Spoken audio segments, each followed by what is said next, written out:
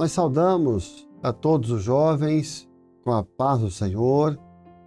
Nós estamos tendo com a classe dos jovens o estudo sobre as 7 cartas e nós iremos hoje falar um pouco sobre a carta à igreja de Esmirna. Nós vamos usar como base esse texto que está aqui, que abre a carta. Apocalipse 2:8. E o anjo da igreja que está em Esmirna escreve: isso diz o primeiro e o último, que foi morto e reviveu. A carta de Esmirna, ela é uma profecia sobre um período de sofrimento da igreja, que começa ali mais ou menos em 68 depois de Cristo.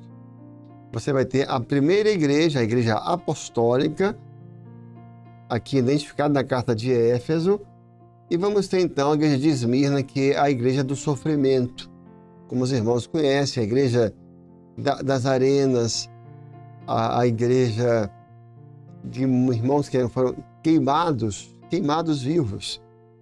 Há um registro histórico que faltaram árvores em Roma, de tantos irmãos que foram queimados, que chegou um momento em que já não havia árvores suficientes, porque essa igreja amou o Senhor com a sua própria morte, foi fiel até a morte.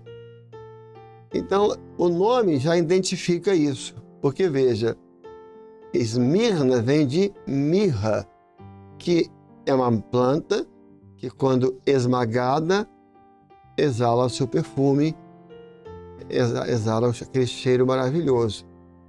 Ali também estava uma profecia sobre essa igreja, porque a mão que esmagava, o perfume se apegava a essa mão.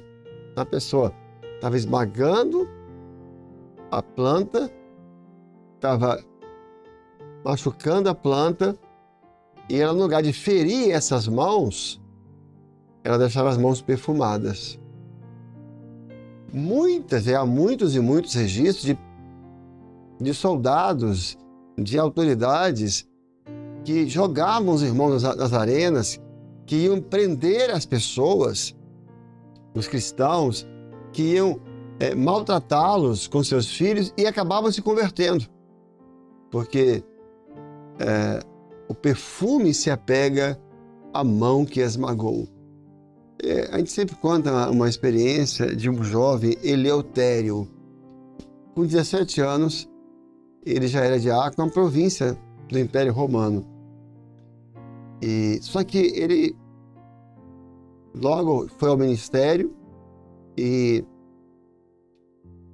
a igreja onde ele estava, muitas pessoas se converteram, mas muitas pessoas se converteram. E isso chegou ao conhecimento do imperador Adriano, que mandou um dos seus generais lá, chamado Félix, para poder prender Eleutério. E deu a ele um batalhão, que a gente chamaria hoje de 200 homens. Quando eles chegam na província, estava na hora do culto, e Eleutério estava no púlpito pregando. Eles cercaram aquele local do culto. O general Félix chegou à porta. Quando viu, ele deu ordem que todos parassem. E ele começou a ouvir a mensagem. Isso não era comum no Império Romano. O Império Romano é simbolizado pelo ferro. Eles eram brutos. A cena comum aqui era entrar prendendo todo mundo, parar com o culto. Mas algo diferente começou a acontecer. Ele fala com os soldados ficassem parados, e ele fica ali à porta ouvindo. E enquanto ele foi ouvindo, as verdades eternas de Deus foram entrando no coração dele. As palavras de Jesus foram entrando na sua alma. E o Senhor ali, naquele momento, ele assistindo, começou na vida dele o ato da salvação. Encerrada a mensagem, ele foi à frente. aquele momento tenso, de pavor até, mas ele chamou Eleutério, um jovem pastor, e pediu que orasse por ele, porque ele tinha entendido a mensagem e ele queria aceitar Jesus naquele dia. É o perfume que se apega à mão que esmagou. Então, a igreja de Esmirna foi essa igreja que deu o seu testemunho. Toda a carta o Senhor inicia se identificando.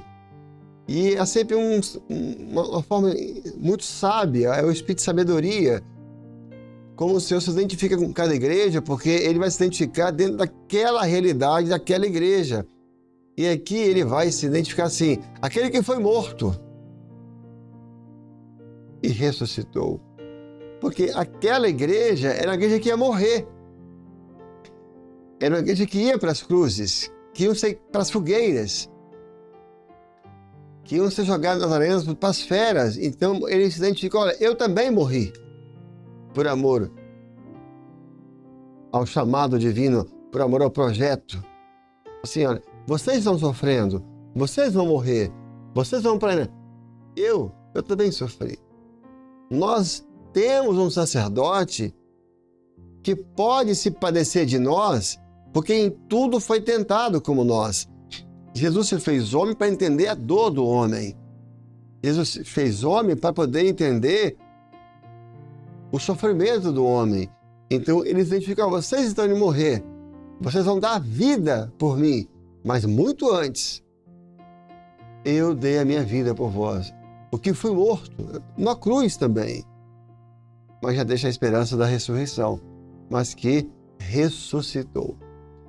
Ele vai abrir a carta falando de um fato histórico e real daquela igreja, assim, que a igreja era pobre. Olha, vocês são pobres. O texto diz exatamente isso. Eu sei as tuas obras e a tua pobreza. Essa igreja, materialmente, era pobre por dois motivos. Primeiro, que a igreja dos apóstolos, as pessoas quando se convertiam, as pessoas que tinham posse, elas vendiam tudo que tinham e depositavam ao pé dos apóstolos, como Barnabé, por exemplo. As pessoas largavam tudo. O que ela tivesse propriedade, vendia tudo, porque alguém estava começando, ela não tinha recursos. Foi algo para aquele momento, para aquela época, para que ela tivesse condições de evangelizar o mundo. Então, a igreja dos apóstolos, ela já tinha essa questão de que as pessoas não tinham muitos bens, nem propriedades, porque eles vendiam tudo para viver do evangelho. Aí, quando vem agora a perseguição do período de Esmirna, em que o império vem com 10 ondas de perseguições que vão se dar, começando aqui, servir o Senhor era perder tudo. Porque quando havia na cidade algum comentário que alguém era cristão, ele ia ser preso. Então ele tinha duas opções. Então, ao aceitar Jesus, só havia duas opções: ficar na cidade, ficar em casa, ser preso, ou ir para a fogueira, para as cruzes ou para as arenas. Ou fugir. Fugir e viver nos montes. E viver nos montes. Eram as duas opções que tinham. Então essa igreja, que já tinha doado tudo lá na igreja apostólica, ela já não tinha nada, e o pouco que tinha ela vai perder agora. Tu és pobre. Pobre no sentido material, porque eles largavam tudo e iam embora. E a carta aos Hebreus fala um pouco sobre isso. Assim, errantes pelos montes, eles viviam dos montes, nas cavernas, tem as catatumbas de Roma, que eram galerias subterrâneas, onde muitos viveram anos e anos. Existem várias lápides lá, até hoje pode ser visitado, de servos quando morriam. O pai sepultava os filhos, os filhos sepultavam seus pais. Tem até uma lápide, fala assim, Petrônia, hoje vive acima das estrelas. Crede, marido e filhos, que é proibido chorar por aquela que agora vive em Deus. Você percebe pela lápide que foi um escrito dela. Ela deixa um recado, né? Que vive acima das estrelas.